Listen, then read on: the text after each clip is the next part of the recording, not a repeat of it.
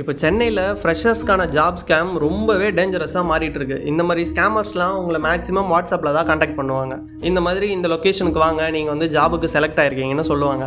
Company மாதிரியே ஒரு office setup பண்ணியிருப்பாங்க. கிளாஸ் டோர் இருக்கும், ரிசப்ஷன் இருக்கும், லேப்டாப் இருக்கும், எல்லாமே ரியல் மாதிரியே இருக்கும். ஃப்ரெஷர்ஸை கூப்பிட்டு உங்களுக்கு ஜாப் வந்து கேரண்டி, ஆனால் நீங்கள் 10 நாள் மேண்டேட்டரியாக ட்ரைனிங் அட்டன் பண்ணணும். இதுக்கு ஃபீஸு 3500, 9000, 10,000 ஏதாச்சும் சொல்லுவாங்க. ட்ரைனிங் ஸ்டார்ட் பண்ணுற நாளே ஸ்டாஃப் வரல, பாஸ் வரல, சிஸ்டம் இஷ்யூ, கிளைண்ட்டு காலில் இருக்காங்க, கொஞ்சம் வெயிட் பண்ணுங்கன்னு டிலே பண்ணிட்டே இருப்பாங்க.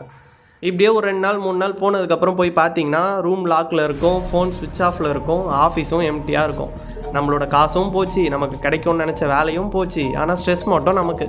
இந்த ஸ்கேம் நடக்கிற இடம் மோஸ்ட்லி பெருங்குடி ஓஎம்ஆர் சைடு, கிண்டி சிட்கோ சைடு, அம்பத்தூர் எஸ்டேட் சைடில், பரவலாக சென்னை ஃபுல்லாக எல்லா இடத்துலையும் நடந்துட்டு தான் இருக்குது. எஸ்பெஷலி இந்த இடத்துல அதிகமாக நடக்குது.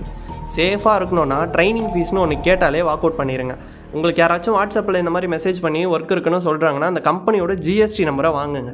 ரிஜிஸ்ட்ரேஷன் எல்லாத்தையுமே செக் பண்ணுங்கள். நீங்கள் ஜிஎஸ்டி நம்பர் கேட்டிங்கனாலே அவனுங்க பேந்தன்னு முடிச்சுட்டு ஓடிடுவானுங்க. கூகுள் ரிவ்யூஸ் எல்லாத்தையுமே கம்ப்ளீட்டாக செக் பண்ணுங்கள்.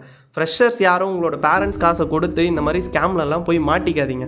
இந்த மாதிரி காசை கேட்டு அதில் ட்ரைனிங் கொடுத்தெல்லாம் யாரும் மேக்ஸிமம் ஜாப் கொடுக்க மாட்டாங்க. அப்படி உங்களுக்கு யாராச்சும் ட்ரைனிங் ஃபீஸ்னு கேட்டாங்கன்னா நீங்கள் தான் எனக்கு 100% ஜாப் இருக்குன்னு சொல்கிறீங்களா, ஒரு மாதம் கழிச்சு என் சேலரியிலேருந்து எடுத்துக்கோங்கன்னு சொல்லுங்கள். கண்டிப்பாக அதை அக்செப்ட் பண்ணவே மாட்டாங்க. ஸோ நம்ம மேக்ஸிமம் எந்த வீடியோஸும் ஷேர் பண்ண சொல்லி கேட்குறது கிடையாது. எக்ஸப்ட் இந்த மாதிரி அவேர்னஸ் வீடியோஸை மட்டும் தான் நம்ம ஷேர் பண்ண சொல்லி கேட்குறோம். ஸோ இந்த வீடியோவை உங்கள் ஃப்ரெண்ட்ஸ் அண்ட் ஃபேமிலிஸ்க்கு ஷேர் பண்ணுங்கள். நமக்கு தெரிஞ்ச யாரையும் நம்ம ஏமாற விட வேணாம்.